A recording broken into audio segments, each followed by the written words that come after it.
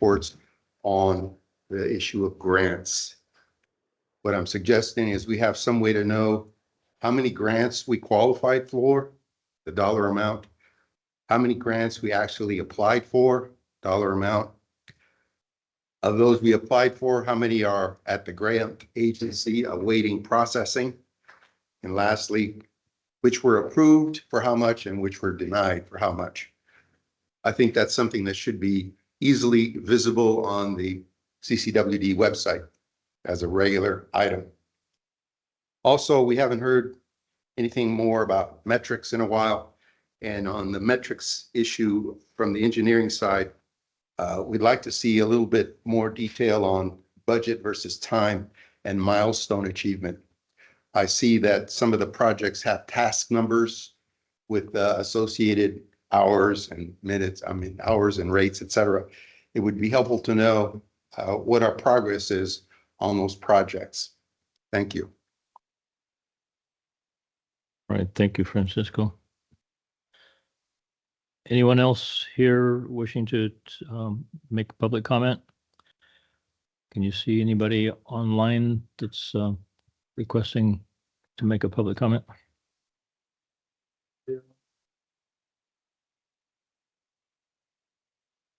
Okay. Then going on to the approval of the minutes. We have the minutes of the July 2nd, 2024 meeting. I hear a. Oh, I move for approval. Okay. I'm also going to vote for approval of these minutes, but Mr. Minkler, item 7 on these minutes, there were some requests by the directors for some information on the one was the Chevron determination, how it might affect the district and other local agencies. Yeah.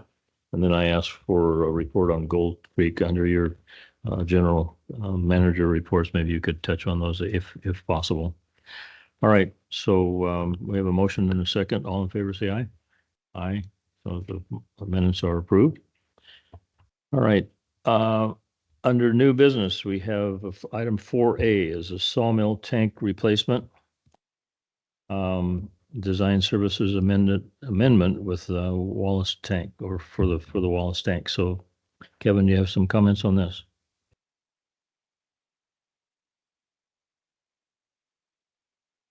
Afternoon. So here about a month ago, we approved a proposal from Blackwater Engineering for our sawmill tank replacement up in the Arnold and Ebbets Pass service area. And so we have a kind of an expansive tank replacement project or program that's going on over the next few years. So the next tank in line to be replaced is the Wallace tank, and that's the ground level tank. So from our groundwater wells, it gets pumped through the treatment plant into this tank. It's a 224,000 gallon ground level tank.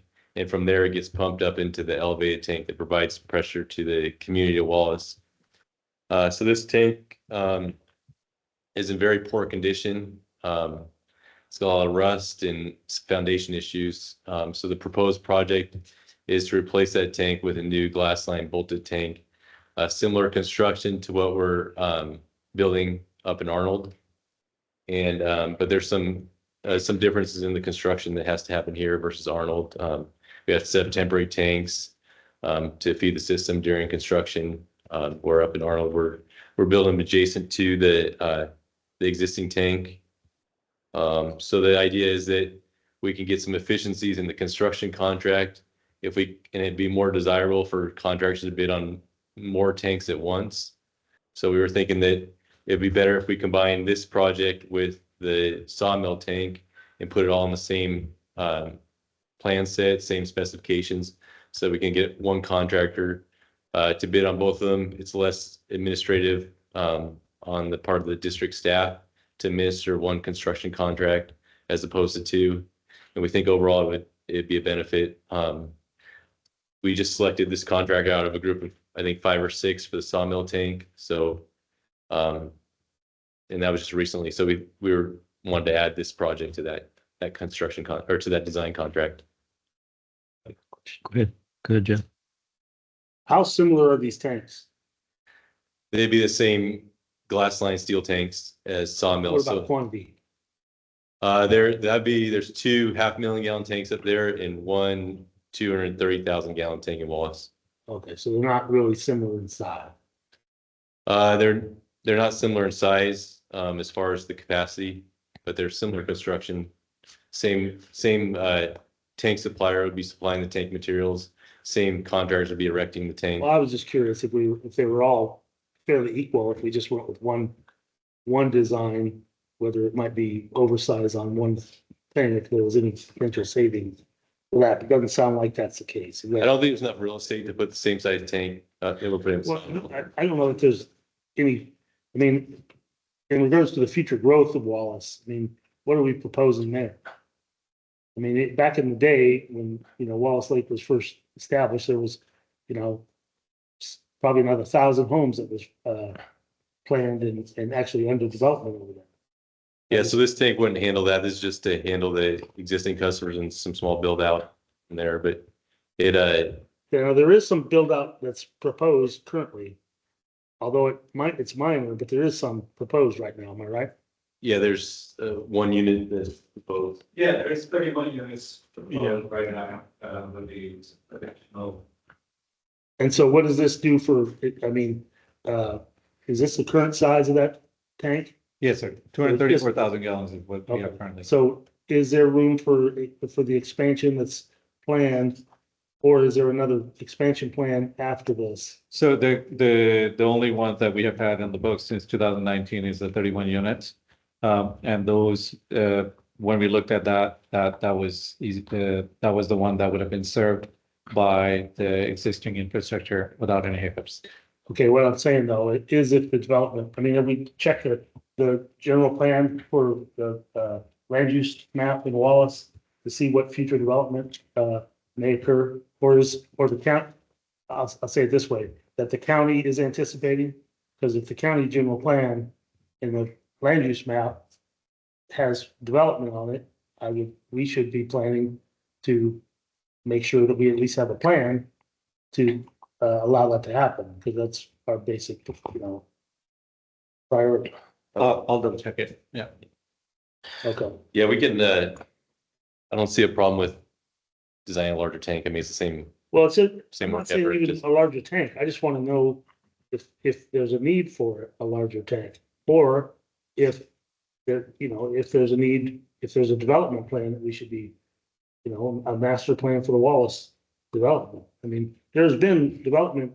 I mean, truthfully, Wallace with water and sewer is probably one of the most likely areas of the west end of the county to develop. They still have a huge industrial center across the way from the little gas station restaurant. That's still, I believe, industrial there. It isn't out of reason to believe that somebody will occupy that at some point. I mean, it's been a long, it was a sawmill years ago.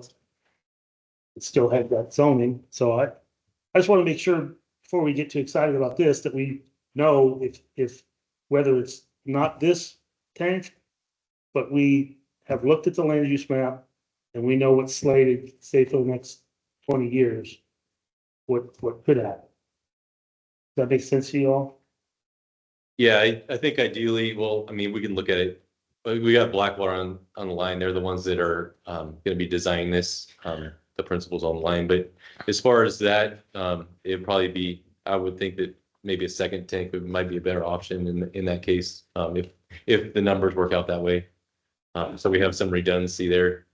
But yeah, Okay, well then I would bring on to the next point is, does the site suit second tank? we might have to get some real estate outside of the existing water treatment plant site, because there's some underground storage tanks and there's an elevated tank on the other side. And eventually the elevated tank could be replaced with a pressure system. That might be a better alternative. Because right now you're pumping it out of the wells through the treatment plant into the ground tank, and then you're pumping it up into the elevated tank. So if you put another ground tank where the elevated tank was, and then put a pressure system, you'd just be pumping it once, and that might be a better solution long-term, like to eliminate because eventually this elevated tank is going to have to be rehabilitated also. And it's probably undersized for the development, for the pressure system, just for that. So I think that's probably, there's probably some bigger plans that need to happen if those developments ever happen. But I think the tank that we're building now could be utilized for any of those options in the future. Is that all? Well, I may have something. Okay. Yeah, Kevin, did I misunderstand? But I thought you said that up at where is the other sawmill tank, that there's two tanks equaling 500,000. Is that what you said, or is there one There are tank? 2 tanks, each 500,000 gallons. That's the new tanks. Yeah, so there's a 3 million gallon, one 3 million gallon tank there. Yeah. And now we're going to put 2 smaller 500,000 gallon tanks there to serve both the Arnold area and the Dorrington area. Okay, so when I first read this or began reading through it, it looked like that, you know, it was presented as since the tanks were going to be so similar, and Blackwater was doing the one up at Sawmill, that there would be some significant savings. Yeah. But $20,000 on a $280,000 proposed, well, the Sawmill is 280, but this is going all the way down to 382, all the way down to 365. That kind of disappointed me that there wasn't a greater savings because of the similarity of the design of the equipment and whatnot. So I'd like to find out from Blackwater, you know, are some of these numbers realistic? I mean, they're talking about four site visits to develop a topo. I mean, I think that the USGS has a topo of that area that you could think, what'd you Well, say? that's a question I had. I mean, I feel like we could provide a topo. Yeah, so yeah, I can let Jeff answer here in a minute, but we're gonna have to set up temporary tanks at this location. The piping is somewhat more complicated. And the site is a little bit more restricted, but I mean, he did come up, we actually had this conversation here just last night. I think he came down, he was able to find another $20,000 in savings. But I mean, it's not like there's not a huge savings, and these are all not to exceed numbers. So I mean, it's basically on the hours that their staff engineers work on these projects, and they charge us bills to the hours that those engineers charge on their timesheets. But I mean, we can, maybe Jeff can explain a little bit more if he's listening to us. I just jumped in. Oh, the other Jeff, sorry. Okay. Jeff. Okay, but Yeah, I'm here. Can you guys hear me? Yep. yeah, but Mr. Black, my name is Russ Thomas, and I have some questions for Kevin and for you. Okay. We just discussed, or Jeff was bringing up the potential for some increased water requirements in the Wallace Lakes area. I know that years ago there was a phase 2 that got rejected by the Board of Supervisors because the lack of Well, there was Bartle and Mhm. Myers or Bartle and James, whoever they were. There was that Yeah. development. Well- There was significant development down there at one point. But the only thing that was holding that back was the availability of something other than groundwater. I think we'll address that issue internally. I think it's kind of on us to make sure we give him the right numbers and to size it appropriately. So I think, Well, where I'm going with this is that it seems to me that if we've got two 250,000 gallon tanks up at Sawmill, and you're proposing 500. Hmm? Each is 500,000. each is 500,000? Yeah, there's Ah. 3 million there now. Okay, 500,000. And Okay. and that's just something that we've Yeah. done here in the last, we realized that the large tanks cause problems with haloacidic acids. Was that, Yeah, is that the the case? We need smaller, more turnover. Yeah, since 2005 master plan actually identified, and then again in the 2013 update, identified that tank's 3 times the size it needs to be. And we have a lot of disinfection byproduct issues up in that area because the tank's so big, and it's So- 36 feet tall, and we only have a third of it full, and it's like a big hockey puck. So water doesn't circulate very well in there. So yeah, the smaller tanks are better, and then also redundancy for being able to do construction or repairs on it. All right, well, Mr. Black, Kevin said that you found some additional potential savings for us. Can you elaborate on that? Yeah, if I understood correctly, the question was what is the difference in the design effort between the sawmill project and the Wallace tank project? Yes. Like Kevin was correct, he pointed out there's some redundancy in administration and also in managing the project. There's also some redundancy in the specifications that we had talked about. The specifications for the materials will be very similar, so that would be some cost savings. And also some of the details, there are standard details associated with some of the piping arrangements and the tank inlet and outlet and things like that. So all of that would result in a cost savings and a reduction in that proposed fee. The sites are quite a bit different. So as far as topography goes, and I know it was mentioned that there's USGS topo. That's just not to the level that we would need for design. So we have a surveyor who's going to be doing both sites, so that's not a redundant cost.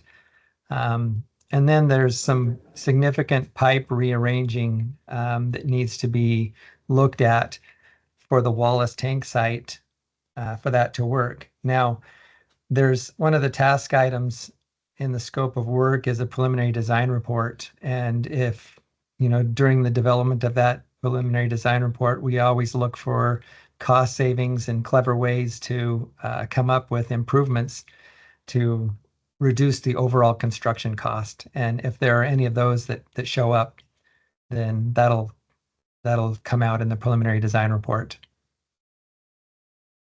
I believe the difference between the two, the sawmill tank, our proposed fee was around 382, and for the Wallace, it's 341. All right.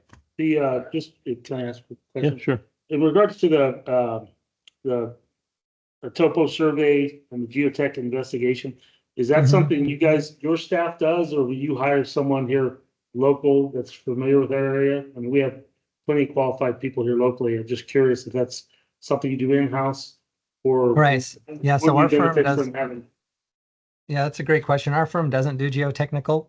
We hire a specialized geotechnical firm to do that. And that's the same firm for both projects that we have on our team.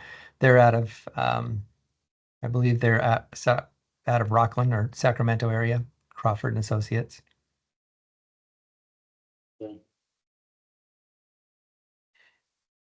Anything else?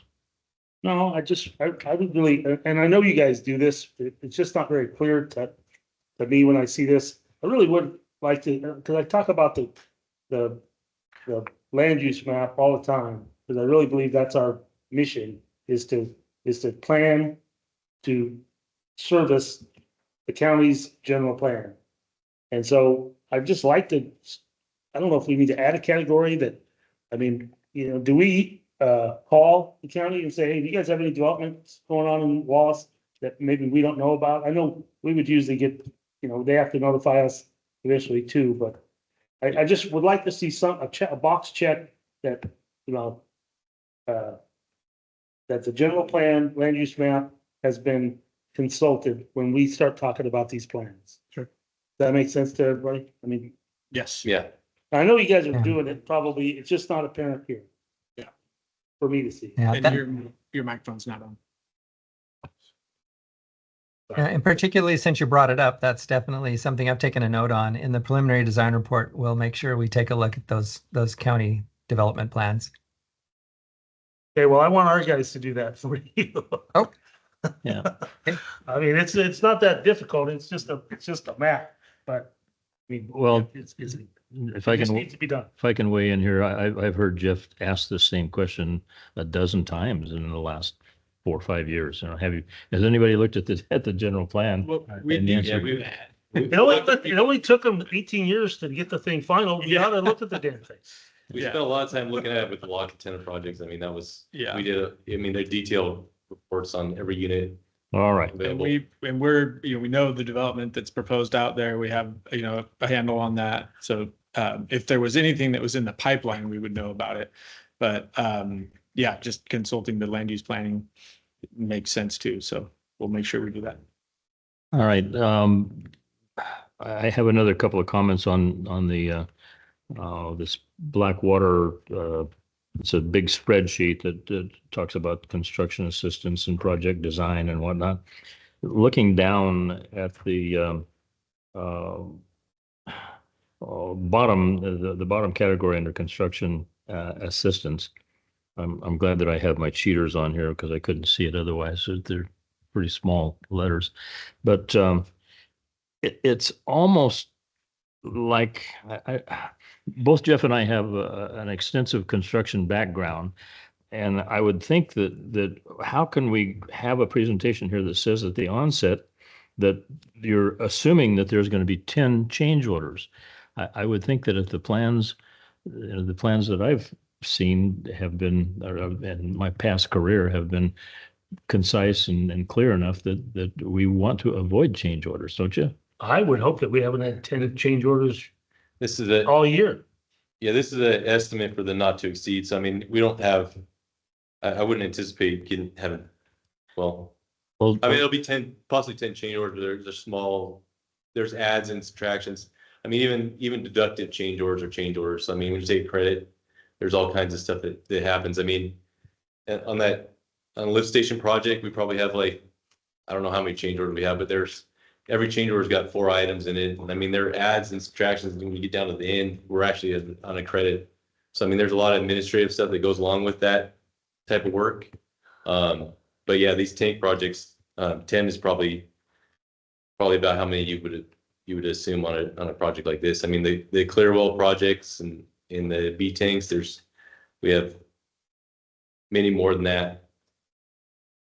Well, I remember painfully a Lee and Rowe project that I think that the change orders probably the cost increases far exceeded the credits on that one, and that's a big black eye that we got. Yeah. But I don't know. I it's our job to ask these questions. We're not picking on anybody, but And on a Lee and Rowe project, we're doing all the construction assistance ourselves. We don't have a consultant or anything. So we redo all the drawings. We write all the change orders and stuff, but we're getting to the point where we got a ton of projects coming down the pipeline and we put this in the original budget. We don't have to use them for construction assistance. We can review the submittals and RFIs. It's an optional task at the end, but we put that in there to secure, any future pricing if we need it in the future. okay. Well, what exactly is involved in this line item that says project management for 9 months for $19,000? Is that really somebody on the job periodically to do that project? Yeah, generally for construction assistance, they attend the weekly or bi-weekly meetings with the contractor. And then they'll do some periodic site visits throughout the project. So like on the PBI project where they're doing that, it's a little more involved than what this would be, but they come out to the site once a month and view the site. But on this project, it'd probably be, it would just be attending meetings and so they're involved in the project somewhat. Okay, so they're not looking over Jared's shoulder. No, they have pricing for construction inspection in their proposal too, if we want to go that route, but this doesn't include any of that. Okay, so the thrust of what you're doing here is asking us to make a recommendation to the board to approve this, and we have a revised total of down to 340,000 something. So Yeah, I can amend this So, 341. but it'll be amended for the board meeting. Yeah, we can provide an amendment sheet I'm not sure how it's done, but we'll include a We pamphlet. we'll have to have the real number. Yeah, I have the number here, so I can give that to you. Well, we don't need it right to We'll say. provide an update and post it. Pardon? We'll provide an update and post it for tomorrow's meeting. Okay. All right. Can we do that in time? I mean. Yeah. I mean, Yeah, we're we can wait- make it, we can make changes to it. Absolutely. It's on the agenda. We can substitute the documents or change the resolution. okay, Okay, did you want to? yeah, I'll move for the acceptance. Okay, well, I'm gonna second that, but we've got some comments here. Come on up. Francisco de la Cruz, Valley Springs. Director Davidson raised some very excellent points as it relates to the long-term view of what's involved. And Kevin also mentioned some things that raised some concerns about pulling the trigger on a project that may affect downstream projects down the line. The elevated tank being one of the key ones, and how the piping is today versus what would be needed tomorrow. Is it more productive to look at the long-term plans that incorporate the general plan issues, as well as the fact that some of the infrastructure is going to be scheduled for either replacement or significant repair in that window? I don't know what your window is, but if you're going to have to replace that big giant bulb of tank in the sky in the next 5 to 10 years, it would seem prudent to build something in now that takes that into account, rather than going, oh my God, now we have to tear this up and tear that up. And we would have just thought about it. We'd have done it differently. I encourage a look at the strategic plan for Wallace. It does exist, right?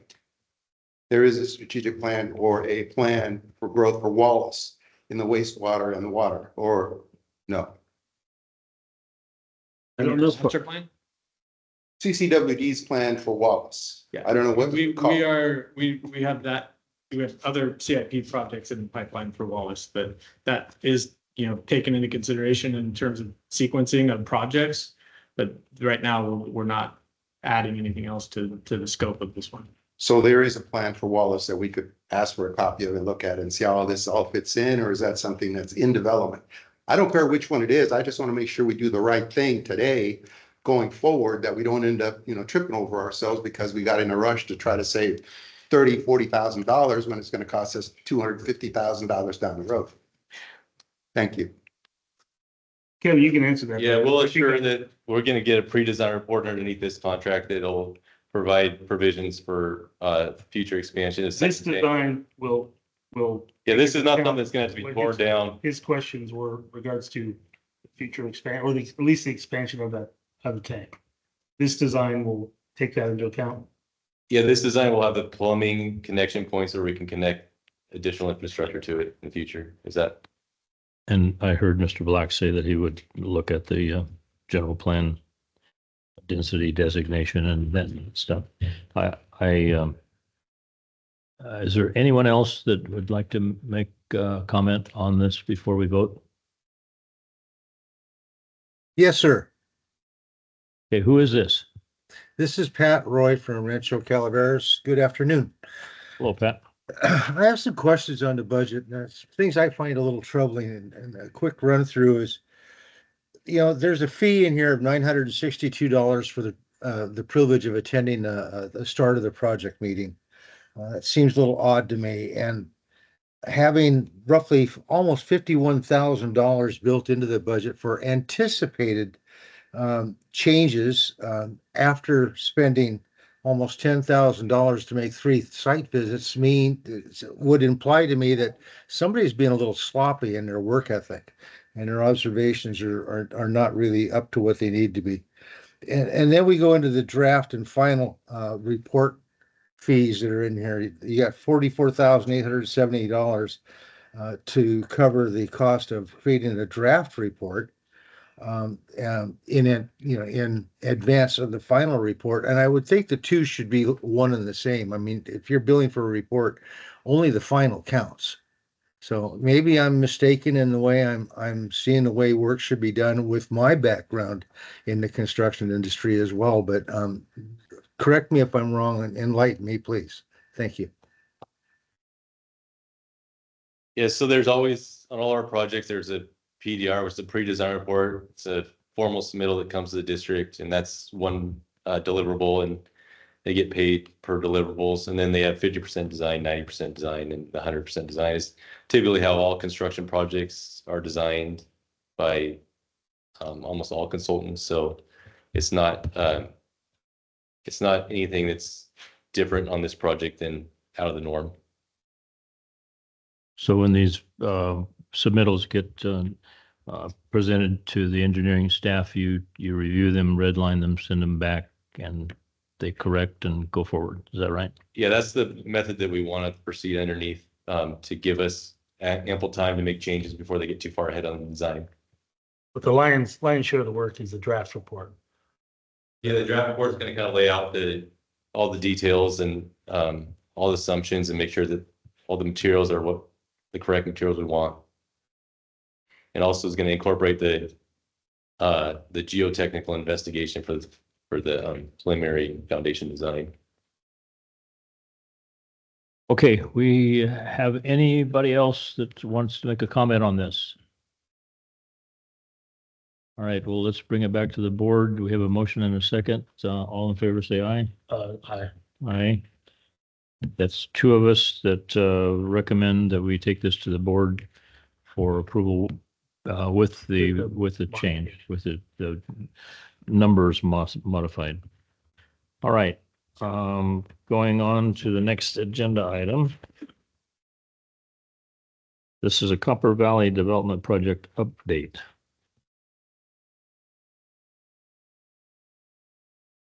Good afternoon. My name is Sam Singh, and we just wanted to give the directors an update about Copper Valley Town Square development in Copperopolis service area. This is one of the most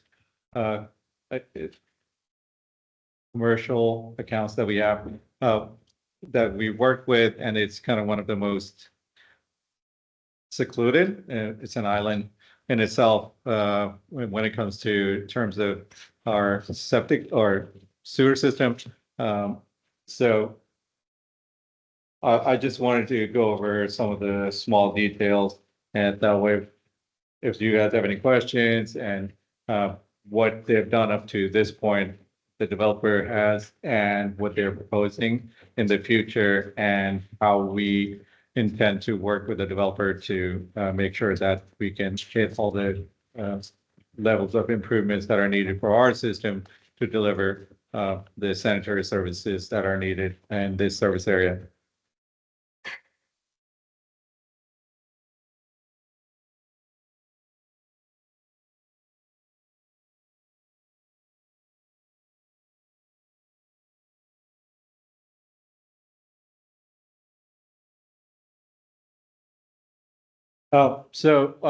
When it comes to existing infrastructure in the Copperopolis service area, the whole commercial town square, we do have the gravity sewer and water service available in that area.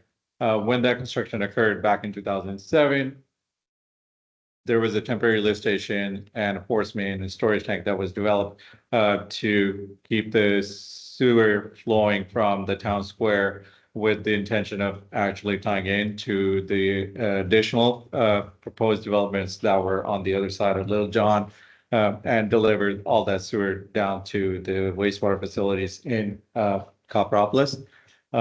And that's currently been operating that way since 2007. And we have been seeing constant trucking of wastewater or septage from town square storage tanks from Little John all the way down to our wastewater facilities. It's been an added cost to the developer over the years, pumping all that sewer.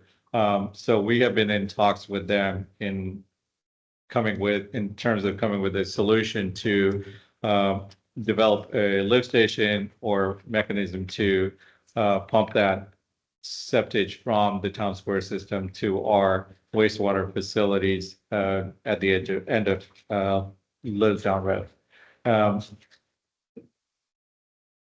The reason why this all got triggered is that the developer has been aggressive in their approach of developing that area. Currently, we have about 9,000 gallons per day of sewer that's being pumped into those storage tanks. So it usually takes about a couple of days before those things get filled up. And monitoring those storage tanks has been an issue for the developer. And so in terms to provide the proper sanitary services, and in keeping in terms with the proposed development, district is moving forward with the force main that would work in pumping all the added flows from the proposed development in that area. I can go over the list if you would like to show you what the proposed development would do. Sure, go ahead. So currently the developer is proposing building 20, which is and added. Let me just show it. They're proposing a dining and restaurant area in building 13, a special market in building 10, and retail market space in building 11 and 12, which they might not have any sewer and water services in the area in that specific building, but there would be added load from all the consumers that will be there onto the town square. And they're proposing about 48 units, single units added to the hotel, 22 townhouses, plus additional 16 townhouses. That added, all this development is going to accumulate to about 46,000 gallons per day of demand, at least on the sewer system. And as we are aware, any septic system or sewer system that has more than 10,000 gallons per day demand on it, the county administrative staff or the county environmental staff, they can't issue the permits for that. That is something that will have to be monitored by the State Water Resources Board. Can you elaborate on that?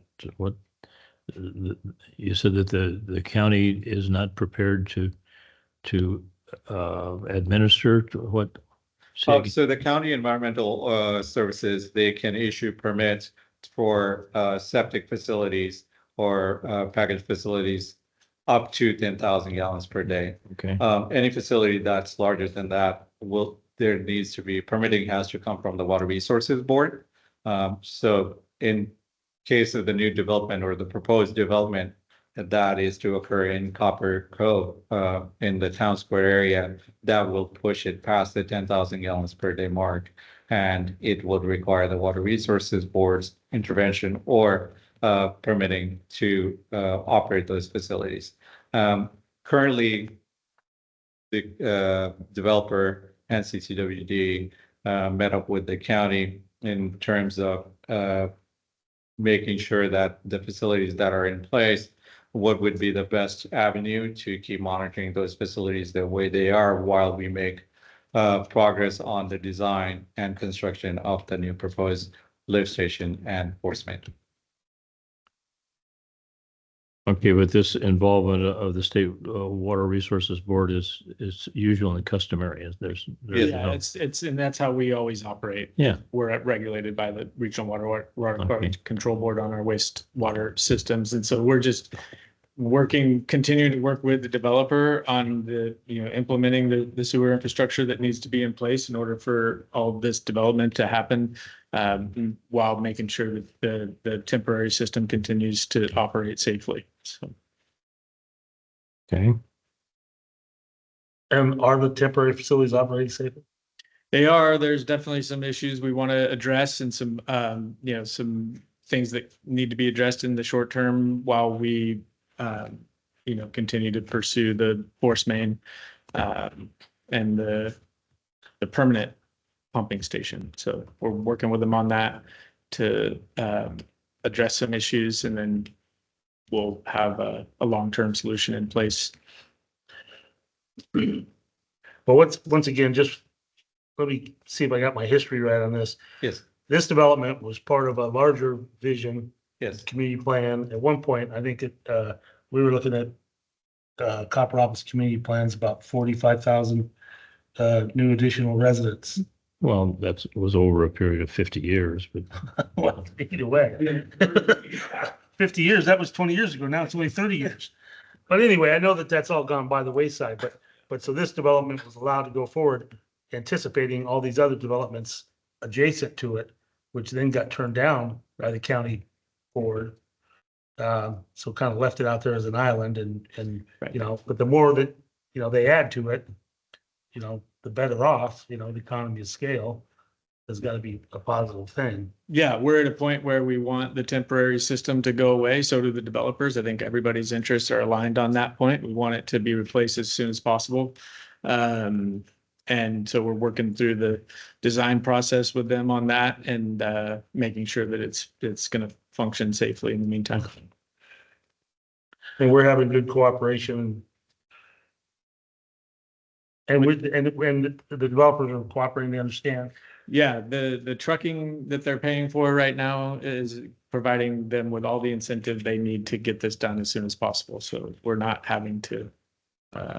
Well, it's funny, every day, I mean, trucks come into Calaveras County and take away septage and drive it, I believe, you know, to Oakland or some other far, far away place. So it isn't like it's something that isn't occurring everywhere throughout the county. You know, it's not the best solution, but it's not uncommon. Yeah, but on the scale of economy, they're probably pumping it 10 times a day when they have to pump it. Right. So that does add up. no, wait a minute. They pump into a 3,000 gallon tank or Yeah, of transport. 25,000 gallons. So yeah, they have like a 26,000 with the operating volume of about 20,000.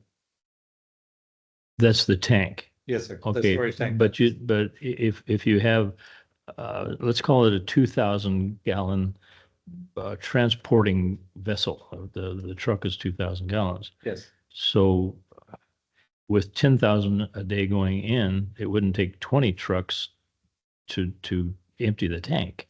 No, that's what I'm saying. Like when they pump it all the way down. So they, for 20,000 gallons pumping, they do 10 cycles. Okay, they pump it all the way down. I've always referred to that as the 10-wheeler pipeline. Yeah. No? Yeah, so moving forward, But before you go on, and I just want to make sure that with 55,000 gallons anticipated with the current plus the 46 anticipated, that's in a 24-hour day, that's 2,291 gallons per hour that's going into that yes. facility, the future facility. You know, I'm going to ask a question that I'm sure the answer is going to be yes, but the pumping station Yes, sir. for water to go to the top of the hill has also contemplated that amount of discharge. I mean, if you have that much amount of discharge, you've got to have that same amount or more coming in. Yes. For adjusted for landscaping and whatnot. But is the pump station big enough? So that's where we are at. So the numbers that we got, so the 56,000 gallons, that's the peak day demand. With considering that that's creating a safety factor of 3 that we do in terms of designing the facilities. So when we design the facilities, they have to consider we are considering the peak flow rate so that we can accommodate for that surge just in case there is that rainfall event or there is an I&I issue that we have to accommodate for. So those are accounted for in that calculation. Okay. And when working with the design engineer, we will account for that there's enough volume in the clear well to accommodate for the extra flows that will be coming. Okay. All right. What are you, this is just a informational item. Yes, sir. Did you have any other questions on this? Well, this is all good news to me. Yeah, I mean, So- it's been good working with the developer, trying to find permanent solutions to all these problems that we've experienced over there. Yeah, I remember when that 2,000-gallon temporary tank was put in. This temporary sometimes is a long time into recessions come along and kind of complicate things. But anyway, if you have no further questions, I don't have any. How about public comments on this? Yes, so we do have a drawing on the Oh, that's right. pump station. We were working with the developer and they submitted the 60% design drawings for us to review, and those comments were sent back to their design engineer, and they're working towards developing 90%. Last discussion we had with them, we are expecting to have those design plans done by the end of September.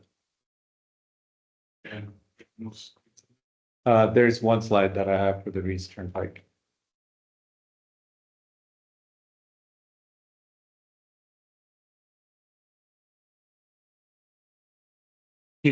Does he have one of these? I can print you one. Please. Yep. So the Reese Turnpike pump station, it's designed for 100 gallons per minute in the current state. And its deficiencies have really shown when we last experienced the fire. The board's fully aware of that. And especially with the age of the infrastructure is at end of its life, the pumps have been barely trying to keep up with the flows that are put on by the demand from Town Square and the Copperopolis main area. So that's why it's our priority. We're working with the property owner, trying to acquire the easement as shown in the drawing to engulf the proposed pump station with the generator on site, and make sure that that will be more than sufficient enough for our guys to go in and service the area. And the property owner has been more than cooperative to make this happen. Okay, you talked about the 90% design coming back. Do you have any idea when, can you throw a dart at when construction might take place on this pump station? So last time we talked to the developer, they want to fund these projects via the BOLD program. So their timeline is to as about 8 months. That's what they were projecting. Like once they have the BOLD program accepted by the county, it'll take about 4 months for them to issue the bonds and get the funding. All right. Ralph, are you wanting to come up and ask some questions?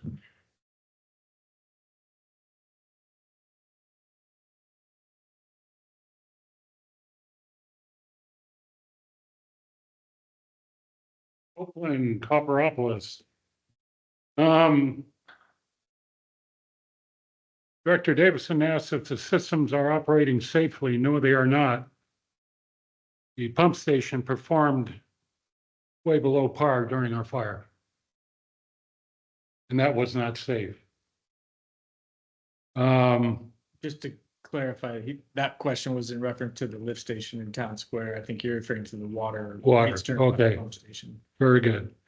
Our roads are taking a beating with the transfer of sewage, even though they're in lighter trucks. The only good news that come out of it, well, and not good news, was that we had to evacuate. All that being said, I decided to look back over the past 7 meetings, where we had updates on this pump station. And they're all nothing. They're all waiting for this, we're waiting for that. It took a fire to light a fire. And you're at 60% planned? You were, this pump station was to emulate 2 other pump stations in existence. I could probably design the thing in my sleep, being experienced construction salesman for 35 years. And I can't believe you're letting CV off the hook. They have money. But you know what? They want to use our money. They want to use other people's money. And that's We're what not- they're waiting for. We're not letting them off the hook. Well, They're paying, they have money. they're paying for all of it. They have money. They just use it when they want to and when it's fashionable for it. When they have to put in a new neighborhood, they find the financing for it. But when it comes to service, public service, Mr. Thomas, these are your buddies. These are your guys that you set up here and ask for the water meter, the fire meters to be filled elsewhere because you don't want the water trucks on their property. They're your buddies, Mr. Thomas. Have your buddies get this thing going and stop at 60%, 90%. Let's get this 100%. Ralph, you have 30 seconds. Include my statement, and I stand behind everything I say, Mr. Thomas. I'm confused though. Are you talking about the water or the water? I'm talking about the water. Reed's Turnpike. All right. The effectiveness during the fire, the fact that you're powerful, conventional.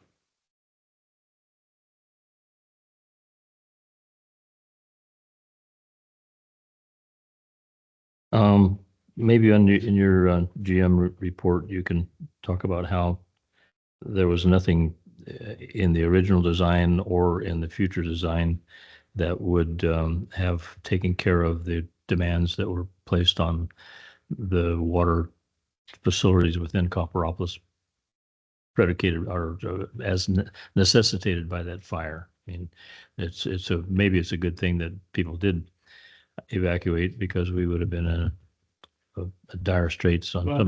the evacuation certainly helped. It took a lot of pressure off of our water and wastewater systems. That's for sure. Okay. All right. Anyone else wishing to comment on this item? Nobody online? All right, let's move on.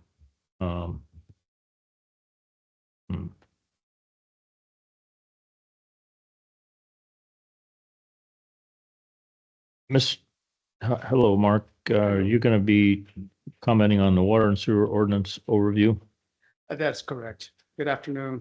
When I started working here, I noticed that our water and sewer ordinance was a compilation of various documents dating back to 1961. Some of them have been received, some of them have not. And so I was just trying to figure out, some of them are kind of outdated, obviously. And so I was looking at how we can better manage our ordinance to facilitate our project and facilitate the operation of this water district. And so it kept coming up, I understand that Bob Godwin had started something, and that's where I kind of outlined what he had envisioned, but the ordinance covers a lot more than that. It covers not only the specifics of the water and wastewater system, but also just the financing, et cetera, et cetera. So taking a step back, I think we need a bigger approach in how we address this. And I kind of put it in my budget to kind of see how we can best address this issue. Again, the ordinances are just 92 documents that reside in our server, dating back from 1961 and up to the almost current period. I think the last one was 2023. So there's quite a few documents. I'm just trying to reorganize it and maybe clean it up. Bottom line, clean it up, put it into one document, and maybe have references to policy statements rather than trying to address everything in one ordinance. Right now I'm just kind of throwing it out there. I'm looking for ideas. I've invited some other directors from other departments to assist in addressing this.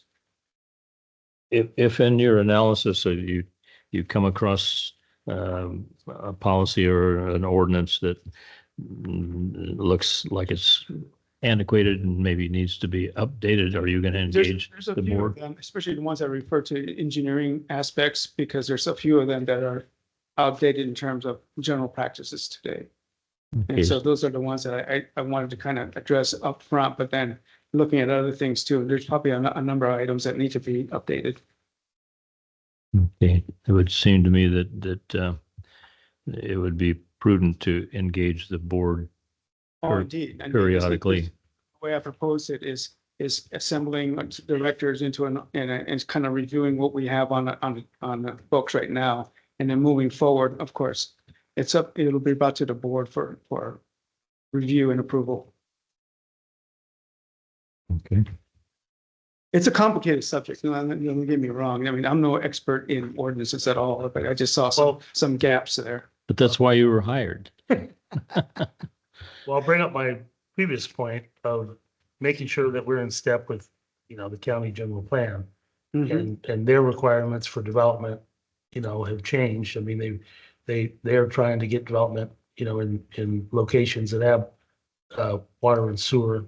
And so I just want to make sure that we mesh with whatever their development standards are. Right, and obviously our master plans are updated quite frequently, so keeping it out of the ordinance and putting it more in another, like I said, policy statement, that would be a perfect place where policy would reside, where we coordinate with the county updates frequently. Now, this is not our improvement standards. This is just our ordinances. Yeah, this is not the engineering standards, that's the next step, I'll get to at a later point, but for now, let's just look at the bottom of the pyramid, let's say. Yeah, I imagine that changes pretty dramatically as technology and.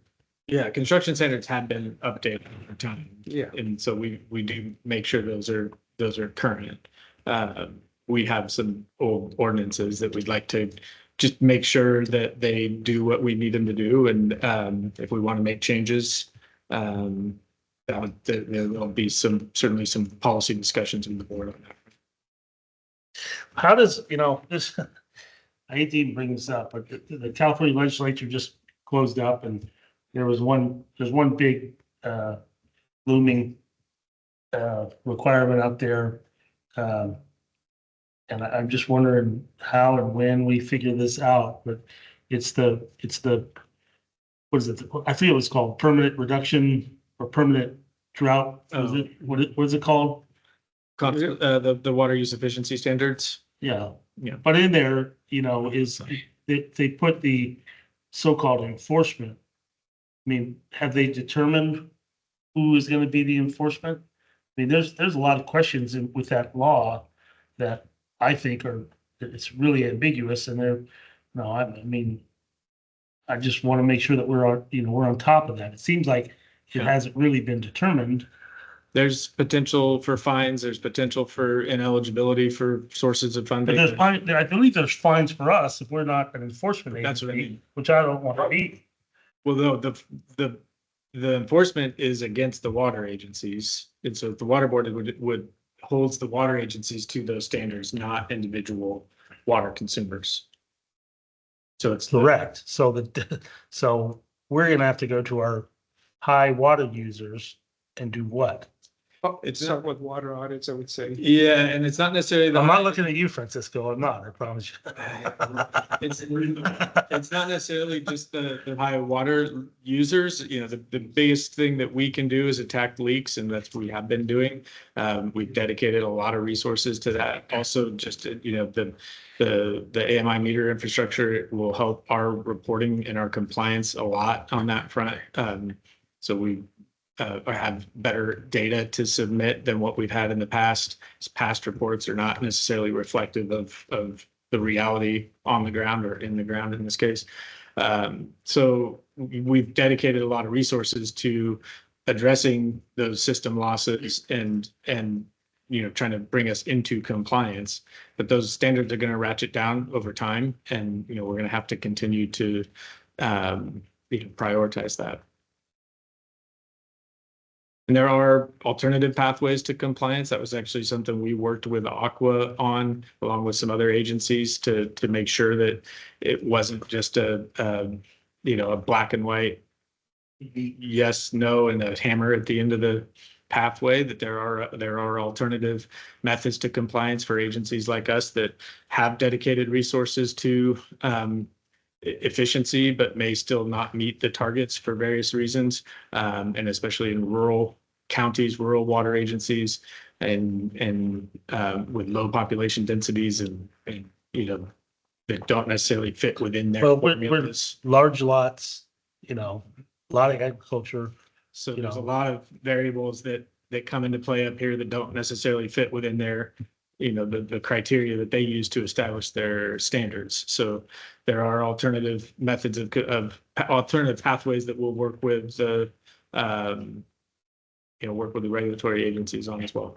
Well, I just want to make it clear that, I mean, that's it's new. I don't think it's all crystal clear by any means, but if we're going to take the time to go through and do this, let's at least make sure we got an understanding of what the state believes our responsibilities are today, because they're different than they were, or they will be different than they were. And it'll continue to change. So my point is that let's keep our ordinances as free as possible for current law and just reference it, as a reference only, because they will change. Yeah. All right. Right. I don't have any further questions. Anybody want to weigh in on this? Come to the microphone.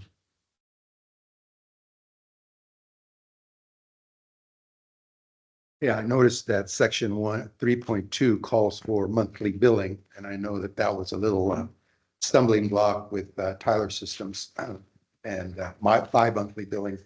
What specific ordinances or regulations are you concerned about, Director Davidson? Because we had similar concerns about where the money for those fines might come from. Because we start getting fined for What- non-compliance. Ask your question, Megan. What regulation or change in regulations were you referring? I'm talking about the new state The law. water use efficiency standards. It's nothing that we've done. It never is. But if we wanted to go look up the specifics, where would I? State efficiency standards? Yeah. Google California, state. conservation is a way of life in California. Yeah, conservation is a way of life. Efficiency Right. Standards. Yeah. The final rulemaking was just adopted this. That's another one of those nice little presents from the state of California Right. that we have to comply with no ability. They didn't send a check along with it, Francisco. Right, I Believe it or understand. not. Our concern is where that check is going to be funded from. I think you can guess. Well, I want it in public so I don't make stuff up. I If it- call the it's coming out of governor. retained- It's one of the driving forces behind our CIP. Okay, in other words, to reduce leaks. That's a big number. That's part of the. It's a big number. That's one part of the equation. I understand, but it is a big number. The state wants people to use less water. Right. Conservation is a way of life. What they basically want to do is mandate that we act like we're in a drought every single day, even though we're one of the richest water rights counties, if not the richest in the state. Right. We have an abundance of water supply. There are, even in drought scenarios, not only do we not make an impact by the conservation statewide, it wrecks our budget because of the lack of water sales. The ultimate objective, though, is it 42 now? It's changed multiple times. 42 gallons per capita per day by 2030. Yes. Just in the And the report that I current- the read, there's some areas, they're asking them to reduce their water intake by 90%. There are some counties, there are a couple that were 40%. There's a few in the San Joaquin Valley. They didn't mention Calaveras County. But it's But they much more wouldn't- complicated than that. It's not a simple question to answer. That's one piece of the formula. System losses are another piece of the formula. There's a lot of different things that go into it. Where can we leverage ratepayer behavior to help in that effort? I mean, there's only so much you guys can do. There's something that we can do. I'm trying to identify what is it we can do besides educating and changing behaviors, and what specifically? I'm looking at getting estimates on bocce ball courts because of the impact on my water usage. I mean, that's an extreme example, but there are folks out there that might be able to take some action short of that. And I'm asking, what specifically are you all doing or wanting us to do to help you in that effort so that we don't get fined? This just occurred a week ago.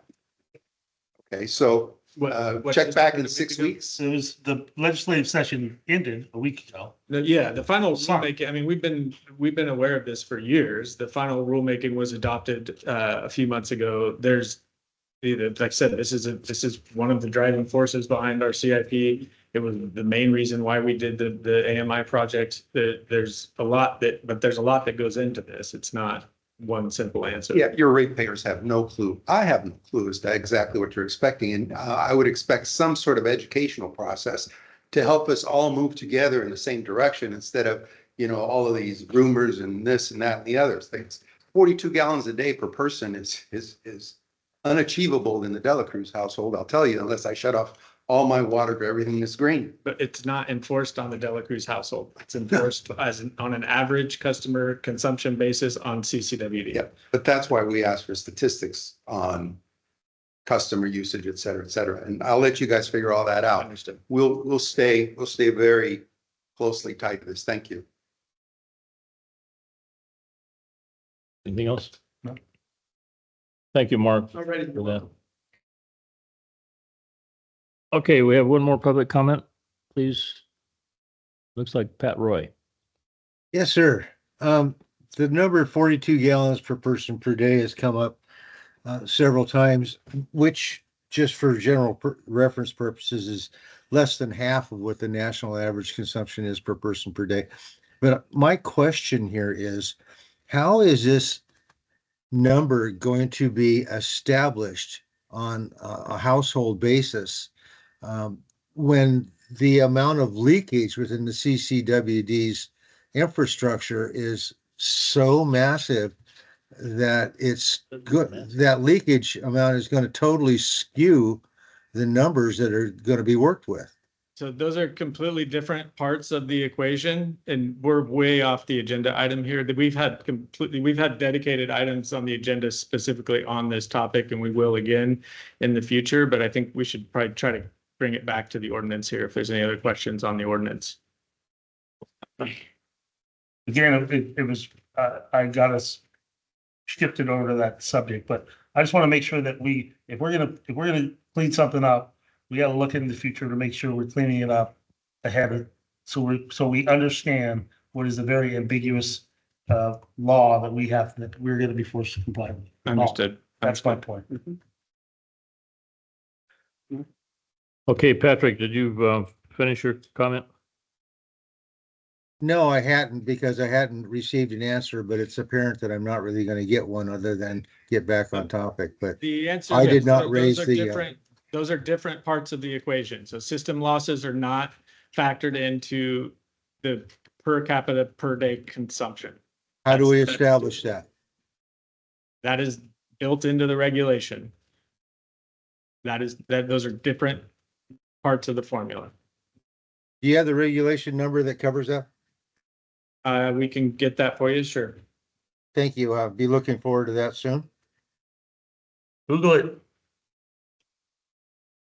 I didn't ask if I could do it. I knew that. Thank you. Let's do it. All right.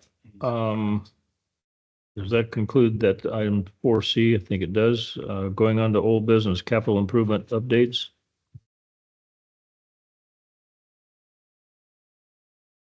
Welcome, Juan. Good afternoon. My name is Juan, and I'm going to be giving an update on our capital improvement projects.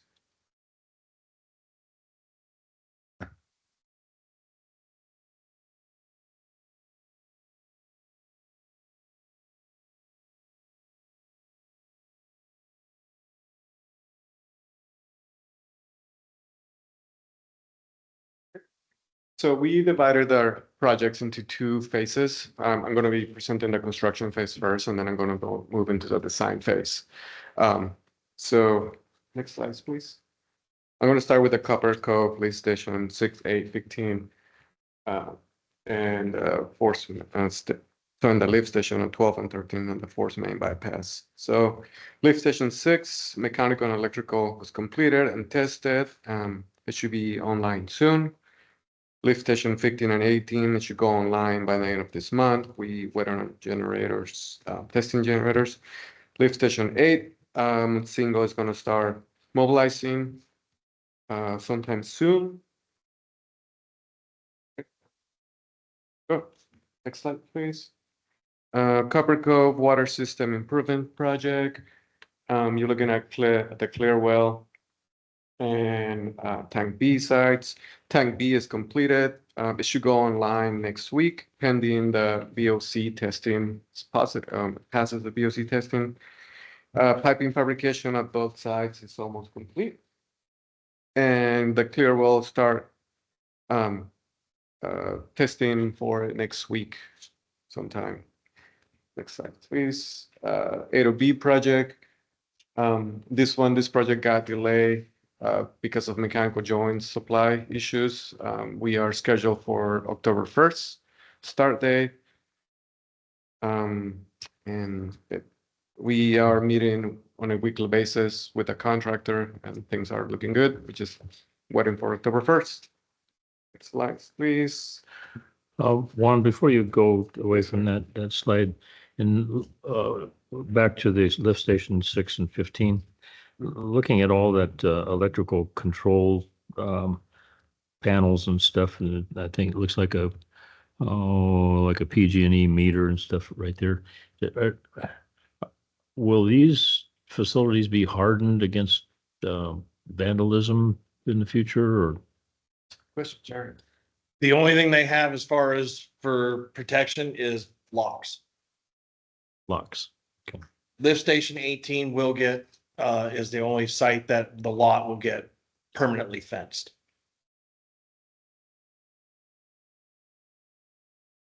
Do you have an opinion on the vulnerability or anything? Not- Vulnerability, locks only keep honest people out. So, I mean, we could build walls around it and they're still gonna find a way. I don't think that we've had much problems with inside the Poker Flat area, inside the subdivisions. Most of it's weekend people that are there. Mhm. And there's, I mean, lift station 15 has been in a side of a board fence that you could push over for Okay. years. So I think we've hardened them more than what they were. Okay. But we don't have any cameras monitoring or anything? Right now we have cameras at lift station 6 for the contract. The contractor has them monitoring because they were having some problems with vandalism. But that's now been resolved. So we haven't had any problems recently. And it looks like lift station 6 is at that location where for months, we were trying to buy that lot. Yes. Is that, okay, so that, Lift station 6, we have a temporary bypass set up right now. That is scheduled to go online Thursday. We're gonna pour a floor in an existing wet well and that lift station will have to go in service and the bypass will go off. yeah, it looks like you built a small retaining wall behind. That retaining wall was there. That was? Yeah, that was pre-existing. Okay. Could All we, right. like, maybe outline a body and with tape on the concrete there, just. We'll do that for Halloween with all the golf carts going around there. Is that how they solved the problem? Maybe. Oh, boy. Okay, sorry about the interruption, but No, you're fine. with Halloween coming up, you should paint that white covering orange. Right now, we're Thank looking at is the side of the clear well at the Jenny water treatment plant.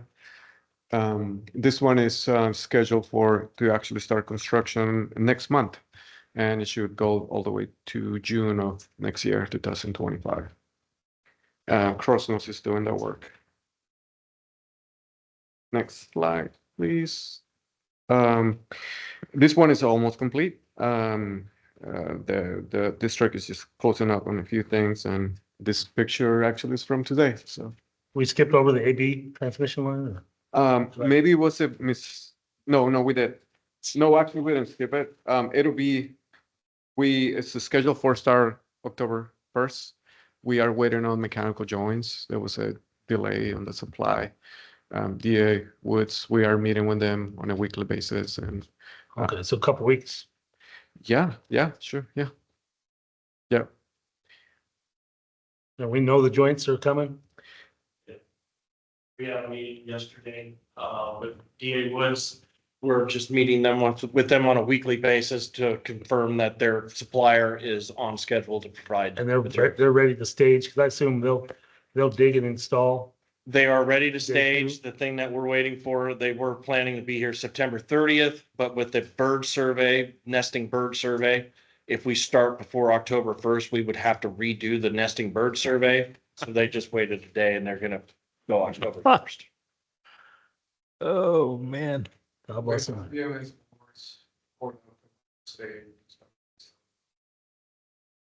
Great. Great, thank you. Nesting bird survey. All right. West Point and West Bill Water Consolidation Project. This one is almost complete as well. Sac Valley is doing the electrical. They're doing actually the electrical components and light poles around the area. KW Emerson is working on finishing the grading. Slides. Now I'm going to move into the design phase of the CIP update. As you can see, there are 2 slices on this just because I was not able to fit all of them in one slide. I'll start with the Eves Pass Hunter Rod water intake pumps. For this one, we're waiting on funding for phase 2. And as soon as we get funding, we're gonna put it out for a bit to the public. Next slide, please. The Arnold Wastewater Secondary Clarifier Improvement Project. We are forwarding, we're moving forward with the grant application for this project for the USDA funding. We're gonna apply for it the first week of October. So next month. Slides, please. This is one of the Blackwater projects for the sawmill tank management program. We are meeting with them this week to go over surveying and geotechnical studies. And what you see is their our request for proposal and their what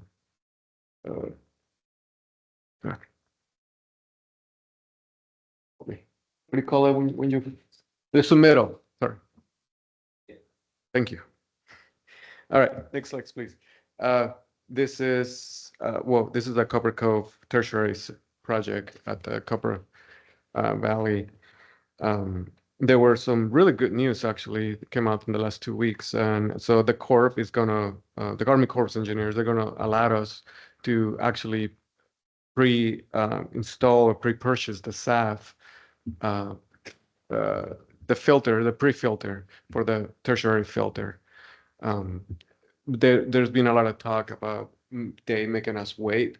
For us, it's a priority to get the SAF. To be reimbursed, we would have, so they're gonna Yes. reimburse us if we pre-purchase it? Yes, verbally they give us the okay. We are waiting for their some document that actually is gonna. That's But great. I can let. Point of clarification, it's not a reimbursement, it's our contribution to. I got you, yes, yeah, but that makes sense. And Hydroscience is working on 90% plans for the tertiary plant itself and the SAF filter as well. And also there's a draft of environmental review going around, and we're gonna review it as well. Mark, do you have anything to add on that project? It's complicated. Do you guys have any questions on that project? No, I don't. Just can't read your slide. Next slides, please. This is the Copper Cove sea transmission line and the pump station. We commented on 90% designs. PVI is working on the sign. So now they're working on the 100%. We are scheduled for plow hauling next week. And if everything works right, we're gonna go out take it out for bidding beginning of next year. Okay, this C transmission line, that's the one that's gonna go along Little John Yes.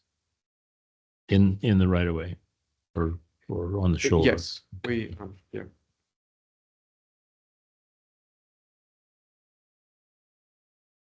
All right, and this is a really similar project. This is being designed by PVI. This is going to be the Lake Tulloch interconnection or intertie project. Survey is scheduled for next week, and the geotechnical was completed. Sorry, I don't have more images. This is a brand new project for us. We're working.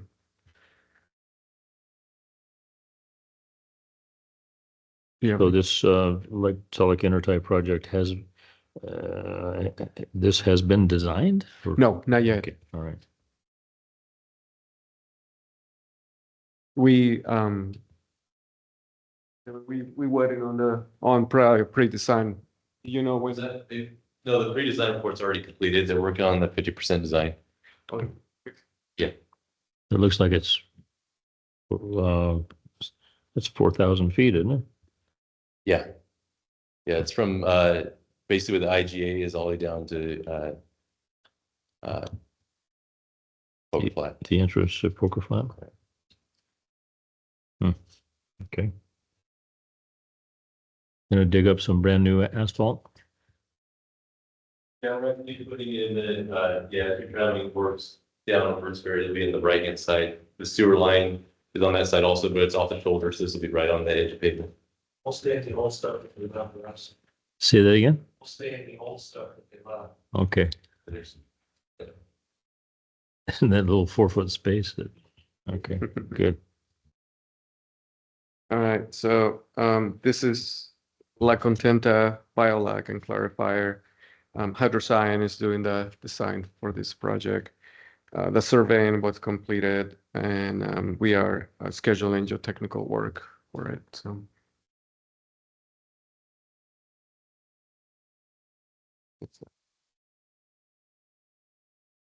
Huckleberry Lift Station.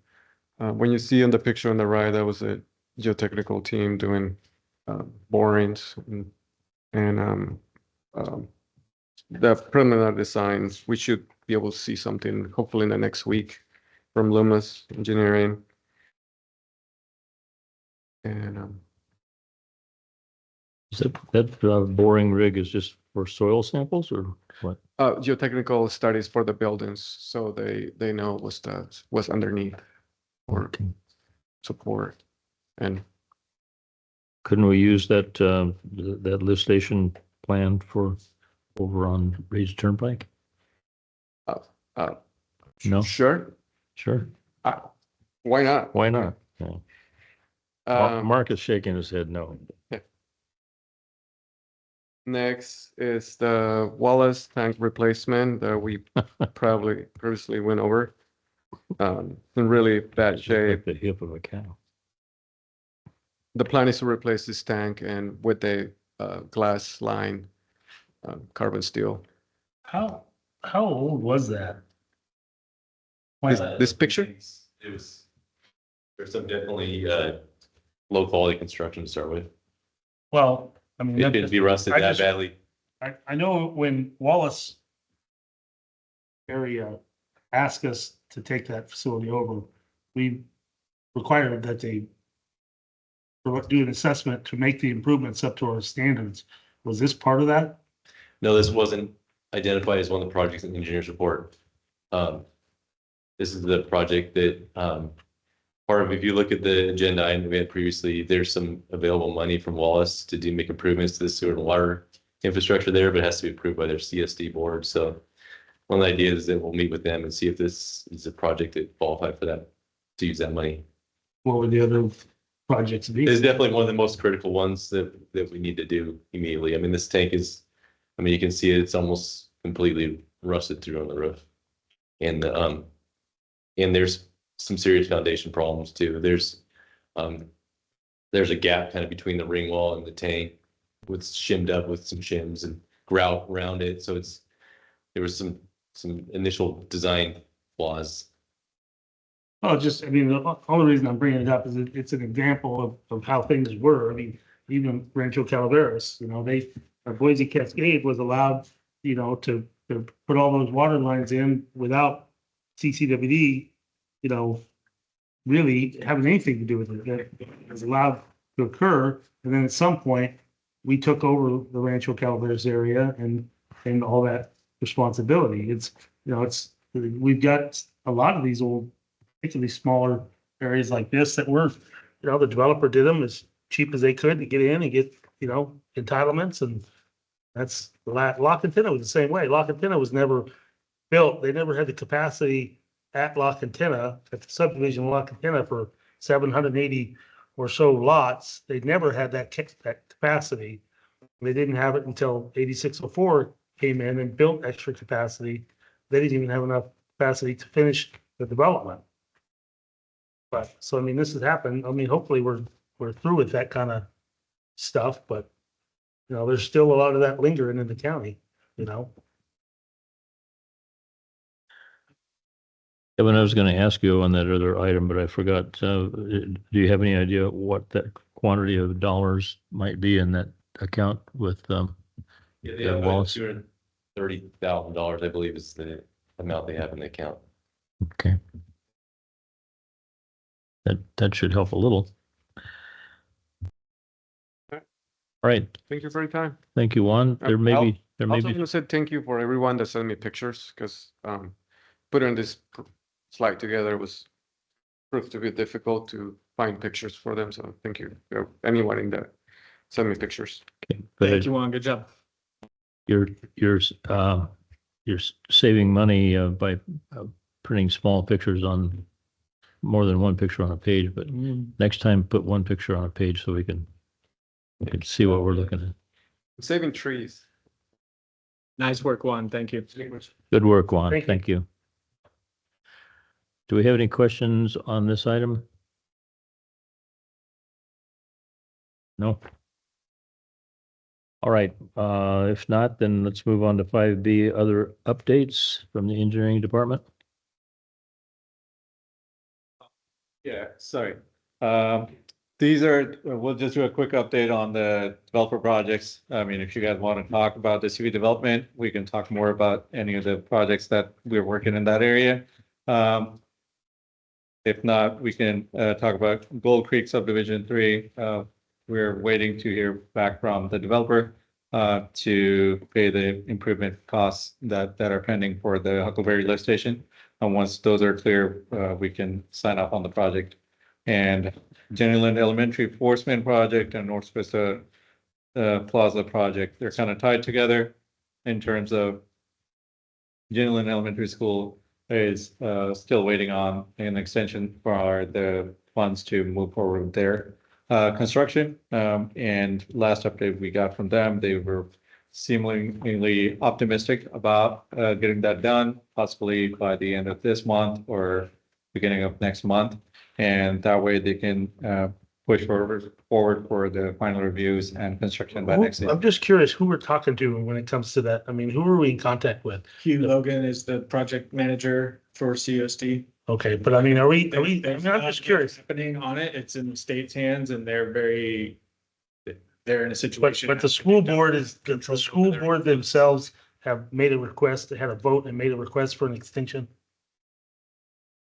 An extension to the water board. Yes, so that the Yeah, original I think that funding, must have happened a while back. yes, I just think that we need to check with the board and to make sure that project's still moving forward. okay. I just, that would seem to me would take board action. Yeah, I mean,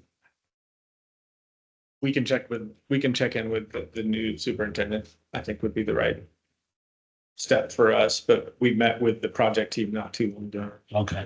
All right, as long as you guys are on it.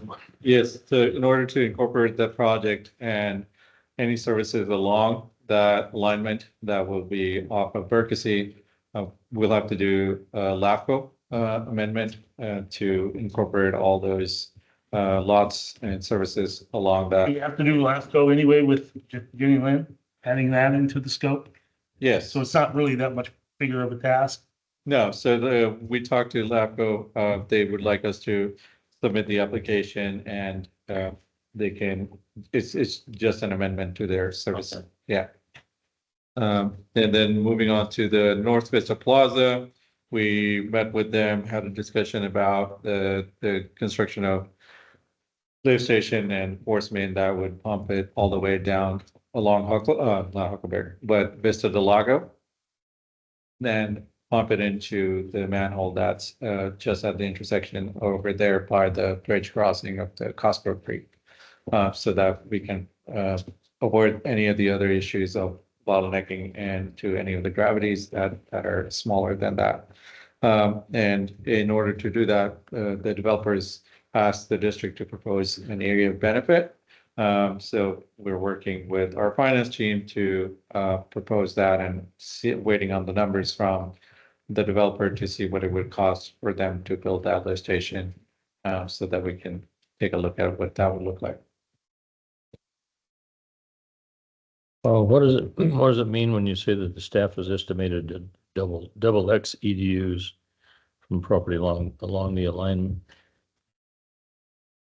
Oh, that's just that Just we were trying, because what the staff was looking at was the properties along the alignment. There is about 165 lots that were scoped out.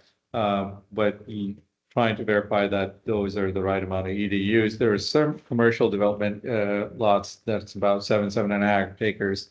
But we're trying to estimate as to what the EDUs would look like if those were to be incorporated into that. And if we were to incorporate those into the area of benefit, they would require additional development or additional infrastructure to be added to get to that lift station. So that cost is kind of variable. So those, when it comes to commercial accounts or commercial lots that are vacant, it's kind of hard to judge the EDUs as to what would be the max demand that could be put on that lot. So as I've heard, that's just the XX is a placeholder that you'll fill that blank in later. Yes, sir.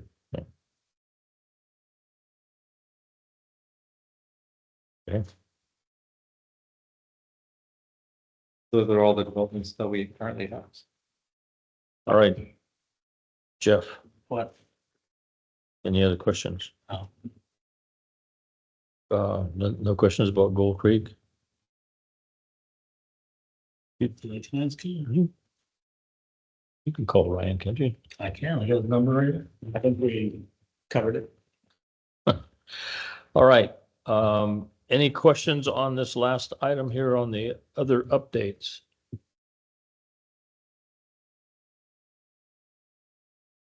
All right, seeing none, let's go on to item 6, general manager's comments. I'll find a time to agendize the